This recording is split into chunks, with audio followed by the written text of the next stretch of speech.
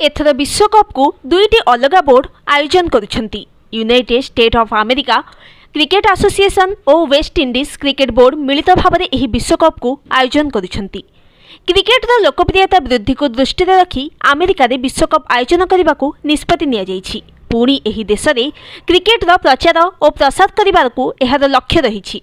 यह पूर्व विश्वकप्र सबु 8टी जाक संस्करण को गोटे लेखाएं बोर्ड सफलतार सहित आयोजन करथिले।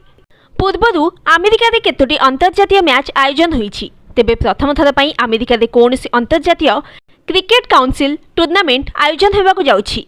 अमेरिकार लॉस एंजेल्स रे आयोजन हेबाकु थिबा ओलंपिक्स रे क्रिकेट को शामिल करा जायछि। सेहीपरि द्वितीय एसोसिएट देश भाबरी अमेरिका T20 विश्वकप आयोजन करिबो। जो देशगुड़ी को टेस्ट खेलिबार योग्यता हासिल करि नथांती सेही देशगुड़ी को आईसीसी रो एसोसिएट सदस्य बोली कुहा जायथिला। अमेरिका पूर्व 2001